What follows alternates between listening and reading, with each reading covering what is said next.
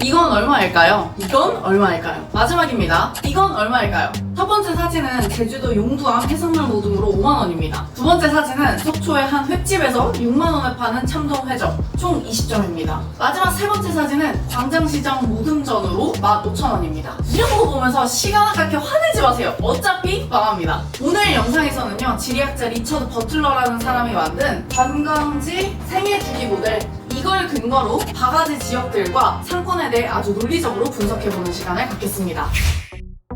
이 영상만 보면 진짜 망하겠네 싶으실 거예요. 반대로 저처럼 자영업을 했던 분들이나 혹은 자영업을 하는 분들은 더 집중해서 들어주셔야 됩니다. 이 이론만 잘 알아도 망하지 않을 수 있거든요. 일단 요즘은 제주도 바가지가 가장 큰 이슈니까요, 제주도를 중점적으로 말씀을 드릴게요. 요즘 제주도를 가려는 분들 한번 생각해볼게요. 그럼 아마 여러분들 기사에서도 보셨을 텐데요, 이런 말 하는 분들이 늘어났습니다. 아, 제주도 갈 바에는 일본 가지. 이 말은요, 이 관광지 생애주기 모델에 따르면요, 제주도라는 관광지가 오버 스태그네이션, 정체기에 왔다는 걸 의미합니다. 관광객 수는 늘지 않는데 시설은 노후화되고 서비스 품질이 저하가 되는 거죠. 그럼 당연히 거기서 장사하시는 자영업자는 운영비가 늘겠죠? 그게 곧 가격에 반영이 될 거고요. 악순환이 시작이 되는 겁니다. 자영업은 악순환이 시작이 되면 망하지 않았지만 사실 그건 이미 망한 겁니다. 제가 그랬거든요. 이건 실제로 제가 5, 6년 전에 운영했던 이자카야입니다. 저거로 제가 빚을 3천만 원 정도 졌는데요, 3천만 원 대출을 받고 그 돈으로 레시피를 전수받아서 그대로 인수받은 가게예요. 제 돈까지 하면 총 8천만 원 정도 들었습니다. 근데 보기 좋게 2년 만에 쫄딱 망했어요. 분명 시작할 때 내 돈 5천만 원, 빚 3천만 원을 시작했는데 끝날 때는 마이너스 3천만 원만 남아있더라고요. 근데 지금 생각해보면 망한 게 너무 당연해요. 아니 솔직히 시작할 때부터 망할 수밖에 없는 길을 갔었습니다. 왜냐면 이미 악순환의 고리가 시작했었거든요. 당연히 제가 요리에 대해 모르고 그냥 레시피만 받아서 한 거니까 이전 사장님에 비해서 맛은 점점 없어졌겠죠. 레시피를 개발한 사람보다는 못 만들었을 거 아니에요. 그래서 초반에는 잠깐 줄 서기도 했었는데 점점 손님이 없어지더라고요. 근데 저는 월세니 뭐니 매달 나가는 돈이 있잖아요. 그럼 월세도 계속 올라요. 그러니까 어떻게든 손님 한 명한테 돈을 더 많이 받으려고 다양한 사이드 메뉴를 만들었어요. 그러니까 가게의 정체성이 없어지더라고요. 뭐 간단히 말해서 손님 입장에서 왔어? 그리고 먹었어요. 뭔가 돈은 많이 쓰고 왔는데 뭐야? 별론데? 싶으니까 다시 안 오시더라고요. 사실 소비자들도 다 알아요. 이 관광지에서 먹는 밥 있잖아요? 이거 비싸다는 거예요. 그리고 이해합니다. 기분 좋게 쓰기도 하고요. 그래서 평상시에 먹지도 않는 통감자 이런 거 휴게소 가면 4, 5천 원씩 주고 먹잖아요. 물론 휴게소도 여전히 바가지 논란이 되고 있습니다. 근데 이게 휴게소랑 이런 지역상권이나 관광지에서 바가지 논란이 되는 건 완전 다른 문제입니다. 왜냐면 이 이미지라는 게 휴게소에는 없습니다. 뭐 요즘 휴게소마다 맛집 이런 게 생기긴 했지만 아무리 그래도 우리가 가는 방향이 그 휴게소 방향이 아닌데 일부러 휴게소를 가기 위해서 돌아가지는 않아요. 무엇보다 휴게소는 사람들의 어떤 목적지가 아닙니다. 그러니까 이 휴게소를 가는 게 뭐 약간의 여행의 묘미 이런 거는 될 수가 있지만 목적 자체가 되기는 어렵다는 거죠. 그래서 휴게소에 대한 이미지가 좋고 나쁘고에 따라서 이 휴게소 매출에 엄청 큰 영향을 준다거나 이러긴 쉽지 않습니다. 도로공사에서 관리를 하고 있기도 하고요. 근데 반면에 이 지역상권이나 관광지 이런 애들은 뭐가 있어요? 이 이미지라는 게 있다는 겁니다. 이 지역은 이래, 이런 인식이 있다는 거죠. 이런 인식이 얼마나 무섭냐? 인식이 바뀌면요, 도시 하나가 망하기도 합니다. 실제로 1970년대 뉴욕은 범죄율이 엄청 높아서 관광객도 멀어지고 투자도 줄어들게 되면서 경제 위기까지 겪었습니다. 이건 1970년대 뉴욕에서 한 캠페인인데요. The Survivor Guide for Visitors to the City of New York 이렇게 되어 있어요. 이게 무슨 말이냐면 뉴욕 관광객을 위한 생존 가이드라는 겁니다. 생존의 위협을 겪는 도시였던 거예요. 뉴욕이요. 이 가게든 지역이든 정체기가 왔을 때 방문한 손님들은요, 이렇게 말해요. 아 뭐야, 비싸기만 하고 맛도 없고 서비스 별로네. 관광지 생애주기 모델을 만든 이 리처드 버틀러는 바로 이게 망하는 징조라고 했어요. 아까 제주도 요즘 무슨 말을 한다고 했었죠? 망했던 제 이자카야, 사람들이 왔다 간다 하면 어떤 느낌이 들었다고 했었죠? 바로 이겁니다. 근데 리처드 버틀러는요, 이런 시기를 또 이렇게 말하기도 했습니다. 이때가 기회다. 저는 이게 기회인 줄 몰랐어요. 그래서 그냥 망했는데요. 지금 이 영상을 보시는 분 중에 힘든 가게를 운영하고 있다면 지금이 더 중요하다고 말씀드리고 싶네요. 뒷부분을 보시죠.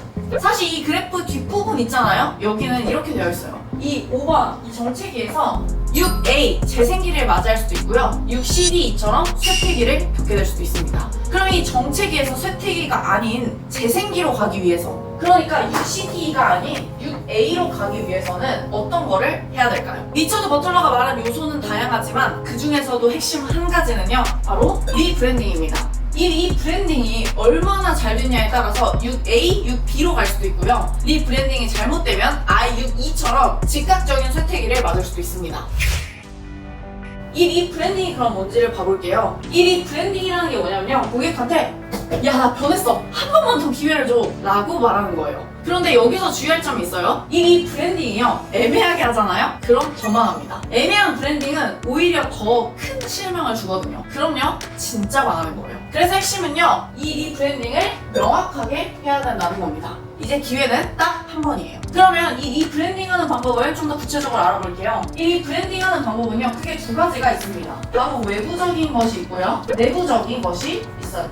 이 외부적이라는 의미는요, 말 그대로 고객이 외부적으로 이 가게 바뀌었잖아 라는 느낌을 주는 거고요. 내부적이라는 건 뭐냐면 이 가게 진짜 바뀌었네 라는 느낌을 주기 위해서 진짜 가게 내부에서 하는 것들이에요. 그러니까 손님들의 실제 기대치를 부응하도록 바꾸는 걸 말하는 거죠. 예를 들어 볼게요. 외부적으로는 이런 게 있어요. 메뉴, 리뉴얼, 이벤트, 뭐 이런 현수막을 걸었다고 해볼게요. 그럼 내부적으로는 실제 메뉴를 바꿔야겠죠? 메뉴를 안 바꾸고 메뉴, 리뉴얼, 이벤트 이런 거 하면 안 되잖아요. 그래서 실제로 그 메뉴 리뉴얼을 하는 거예요. 근데 당연하지만 이 리뉴얼된 메뉴의 맛이 좋아야겠죠? 그래서 고객 입장에선 진짜 맛있어졌네? 라고 느낄만 하게 메뉴를 개편해야 된다는 것입니다. 또 다른 예로는 이런 게 있어요. 리뷰를 봤더니 여기 너무 싸가지가 없어요, 이런 말들이 있었던 거예요. 그러면 기분은 나쁘지만 외부적으로 이런 식으로 하는 거예요. 직원 전면 교체 및 사장 예절 교육 완료, 이런 식으로 적어놓는 거죠. 근데 그렇게만 해놓고 진짜 또 싸가지 없으면 어때요? 그럼 망하는 거예요. 근데 실제로 내부적으로 알바생도 다 바꾸고 나도 손님 응대 방식을 전면으로 바꾸는 거죠. 바로 이게 이 리브랜딩하는 어떤 예시 중에 하나입니다. 이런 거를 바로 우리가 리브랜딩이라고 말합니다. 여기서 핵심은 아까도 말씀드렸듯이 뭐예요? 명확하게 변했다라는 걸 얘기해야 돼요. 그러니까 쉽게 말하면 뭐예요? 정말 전면 교체가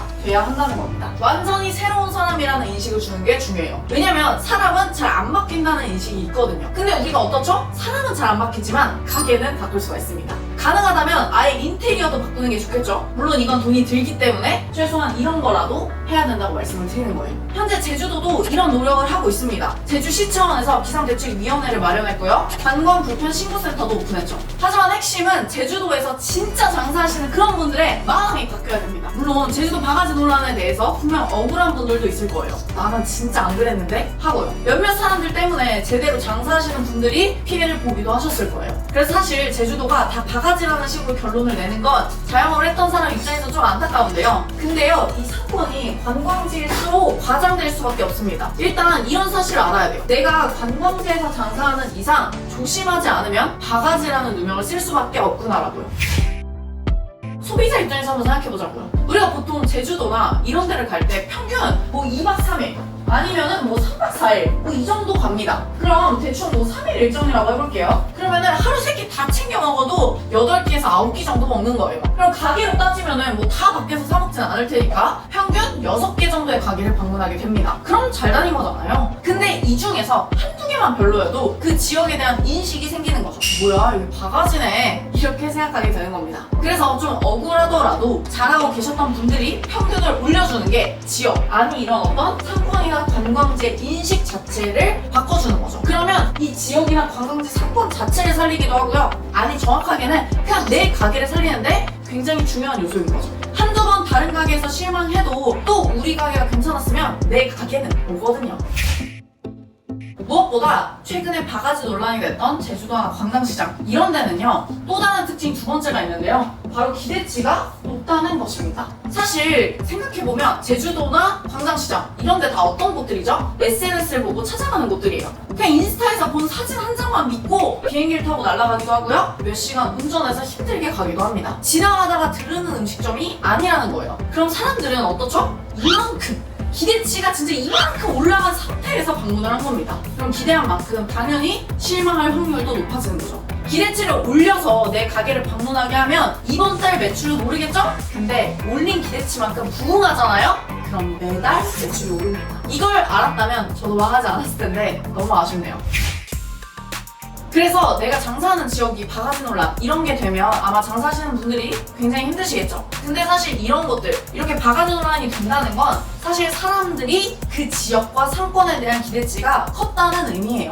쉽게 말해 서운하다는 겁니다. 자주 놀러 가고 싶은데 그럴 수가 없어졌다는 말이죠. 욕도 애정이 있어야 나오는 거거든요. 원수랑 솔직히 말도 섞기 싫잖아요. 그래서 지금 욕먹는 게 중요한 게 아니고 앞으로 어떻게 하느냐가 더 중요한 겁니다. 이 이야기는 관광지나 아니면 뭐 바가지 논란이 되는 이런 지역들만의 이야기는 아니에요. 만약 지금 내가 운영하는 가게가 원래 장사가 괜찮았었는데 지금 매출이 많이 떨어졌다면 이것부터 다시 생각을 해봐야 됩니다. 뭐부터 고객들이 실망했는지를, 뭐가 별로라서 내 가게를 안 오는지, 뭐가 서운한 건지 그걸 알아줘야 된다는 겁니다. 그리고 뭐 해야 돼요? 리브랜딩을 해야 되는 겁니다. 지금부터 바뀌면 다시 기회가 있습니다. 오늘 영상은 제주도 바가지를 기준으로 망하고 있는 가게를 살릴 수 있는 방법인 이 리브랜딩에 대해서 알아봤는데요. 혹시나 리브랜딩이나 오늘 이야기에 대해서 궁금한 점이 있으면 댓글로 알려주세요. 참고해서 다음 영상에서 더 반영해서 만들겠습니다. 오늘 영상이 괜찮으셨다면 구독과 좋아요 부탁드리고요. 매주 이런 영상이 올라올 테니까요. 그럼 다음 영상에서 만날 수 있었으면 좋겠습니다.